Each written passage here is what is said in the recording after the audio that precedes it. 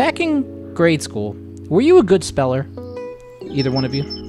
No, I wasn't. I wasn't able to win the $50,000 this week. Oh no. The spelling bee. GPS. How about you? Were you pretty much a good speller? I was okay. I wasn't winning any contests. I wasn't finishing, but I was pretty decent, I like to say. Okay. All right. Not bad. Not bad. Well, for me, I think I only won one time, and I won a free homework pass against an old friend. Shout out to Brenda Cosico. Yes, I do remember that name. This goes back to 3rd, 4th grade. And the word was refrigerator.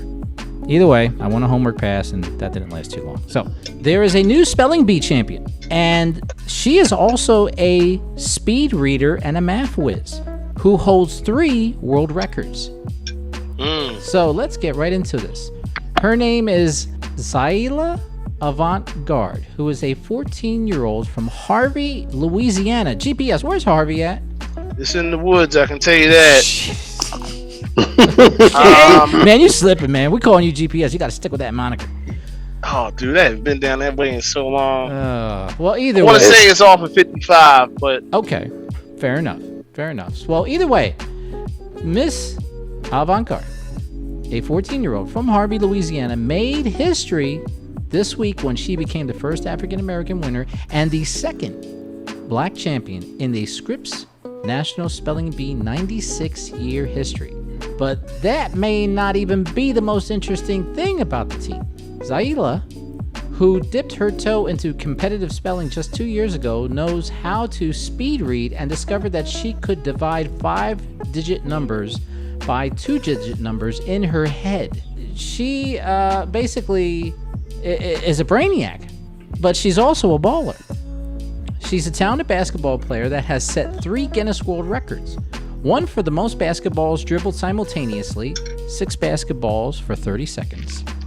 The most basketballs bounces, 307 in 30 seconds.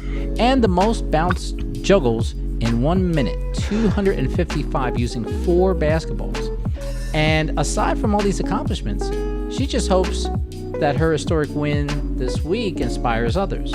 Quote, I'm hoping that in a few years, I will see a whole lot more African-American females and males too are doing well in the Scripps Spelling Bee. You don't really see too many African-Americans doing too well at spelling bees. And that is a bit sad because it's really a good thing. It's a good gate opener to being interested in education, unquote. So Cortez, you are the teacher aficionado here, so this is a major plus either way. You know, it's about time that, you know, black and brown get recognized, not from their older age, but starting off young.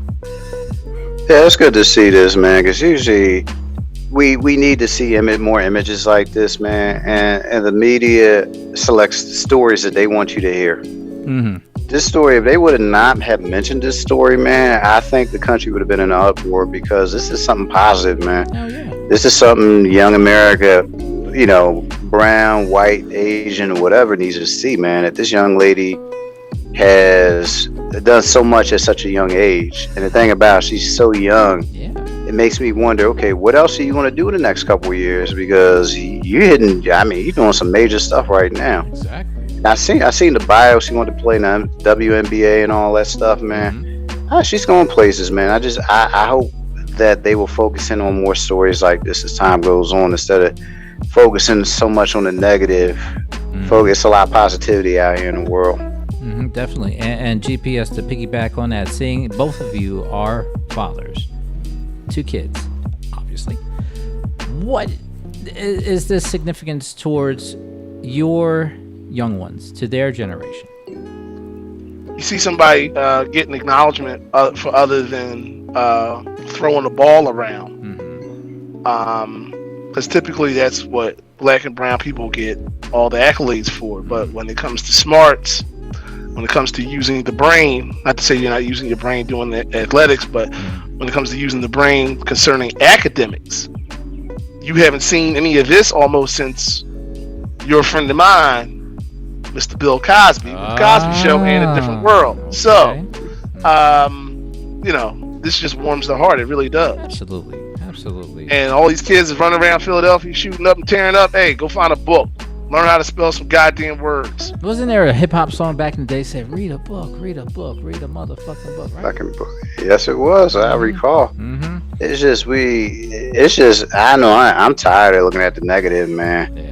It's positive things out here. It's just that we need to be more proactive with the media, man, and say, look, we getting tired of y'all showing the negative shit. It's positive stuff out here, especially going on in Philly. You got a lot of positive stuff going on. It just don't get no airplay, unfortunately. Not at all. They go after like, oh yeah, 5 people got shot this weekend. That's all I hear, and I'm like, it's more to Philly than people getting shot up, man. It's like a whole culture that really needs to be put to the forefront, especially with the youth. The youth is doing some excellent things out there.